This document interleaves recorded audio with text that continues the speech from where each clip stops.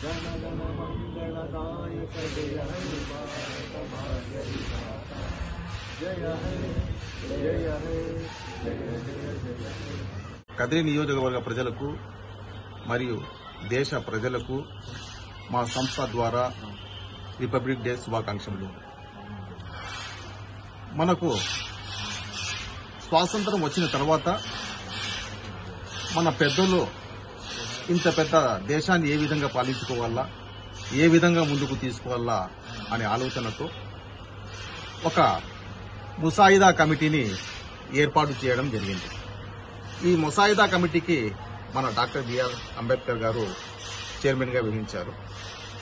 ఈ కమిటీ ద్వారా వివిధ దేశాలు పర్యటించి వారి యొక్క రాజ్యాంగాలను, అచ్చటి పాలనా విధానాలను వీళ్ళు తెలుసుకొని మనకు ఒక రాజ్యాంగాన్ని రచించడం జరిగింది.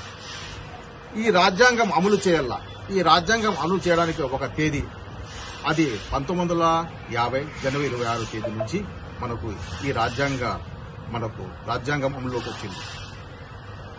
అప్పటి నుంచి ఈ రాజ్యాంగం బేసిక్ గా మన దేశ పాలన జరుగుతూ వస్తుంది.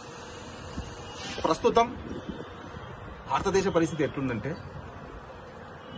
దారిద్రపు రేఖ కింద సుమారు 20% మంది ప్రజలు, దిగువ మధ్యతరగతి ప్రజల శాతం వచ్చి సుమారు 40% మంది.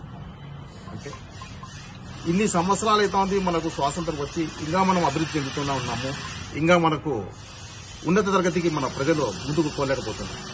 కారణం మనలోని ఐకమత్యం తగ్గడము, మన తీసుకుంటున్న ప్రణాళికలు మనము సక్రమంగా దానిని సద్వినియోగం చేయకపోవడం ఒక ముఖ్య కారణం.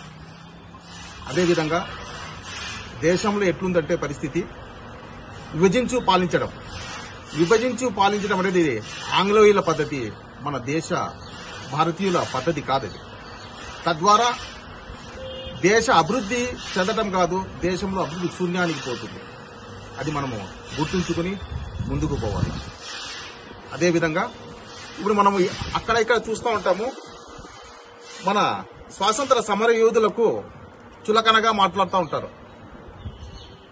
మనము ఈ స్థాయిలో ఇంత ఉన్నత పదవులు పొందామంటే వాళ్ళు తమ ప్రాణాలు అర్పించడం వల్ల మనము ఈ స్థాయిలో ఉన్నామని మనం గుర్తించుకోవాలి. వారు ఆ రోజు స్వాతంత్రం కోసం పోరాడకపోయింటే మనము బ్రిటిష్ వాళ్ళ గుర్రాల పేడలను ఎత్తుకునేవాళ్ళం, అంత బానిసత్వంగా బతికి ఉండేవాళ్ళం. అది మనం గుర్తించుకొని మనము మన దేశ స్వాతంత్ర సమర యోధుల ఆ మహానుభావులను మనము చులకనగా ఎప్పుడు మాట్లాడకూడదు. వారికి తగిన గౌరవం మనము అందిస్తూ ఉండాలి. దేశం కోసం ముందుకు పోతూ దేశ అభివృద్ధి మన వంతు సహాయ సహకారం అందిస్తూ మనం ముందుకు పోవాలి. ఈ అవకాశం కల్పించిన మీడియా మిత్రులకు ధన్యవాదాలు.